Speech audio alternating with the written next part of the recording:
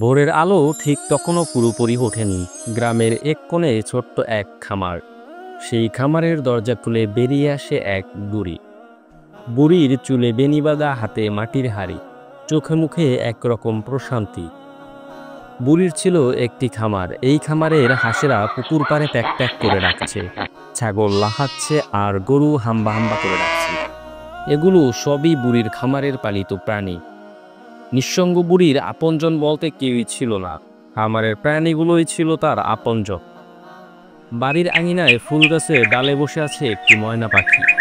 ময়না পাখির সাথে বুড়ির খুবই ভাব। হঠাৎ ময়না পাখি বলে উঠল, কি করো বুড়িমা? বুড়ি তখন বলল, আমার আপনজনদের খাবার খাওয়াচ্ছি রে। বুড়ি এক এক করে সবাইকে খেতে দেয়।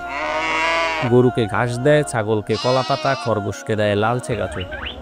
তারপর বুড়ি ময়নাকে বলে, ময়না একটা গান ধরতো। তারপর তারা দুজনে একসাথে একটি গান ধরে। এভাবেই সুখে শান্তিতে কাটছিল বুড়ির দিনগুলি। বুড়ির বাড়ির পাশের ছোট্ট এক পুকুর, সেই পুকুরে হাঁসেরা জল ছিটিয়ে সাঁতার কাটছে। বুড়ির এগুলো দেখে খুবই ভালো লাগে। এভাবেই কাটছিল বুড়ির দিনগুলি। হঠাৎ একদিন আকাশ কালো হয়ে আসে, শুরু হয় প্রচণ্ড ঝড়, দমকা হাওয়া। বুড়ি এক মুহূর্তও দেরি না করে ছুটে যায় খামারে। গরু, ছাগল, হাঁস, মুরগি সবাই নিরাপদ জায়গায় নিয়ে যায়। প্রচণ্ড ঝড়ের ভিতরও সে নিজের জীবনের চিন্তা না করে তার পালিত প্রাণীদের নিরাপদ জায়গায় নিয়ে যায়।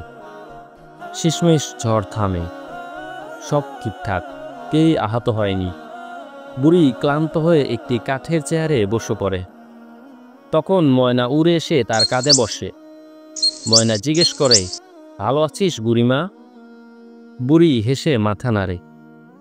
বুড়ির সামনে গরু ঘাস খাচ্ছে, খরগোশ লাফাচ্ছে, পাখিরা গাইছে। ঠিক তখন দূর থেকে আসে দুটি শিশু, একটি ছেলে একটি মেয়ে। তারা বুড়ির খরগোশকে আদর করে আর গরুর পাশে বসে থাকে। বুড়ি তখন শিশুদেরকে বলল, ওদেরকে শুধু খাওয়ালেই হবে না, ওদের মনও বুঝতে হবে।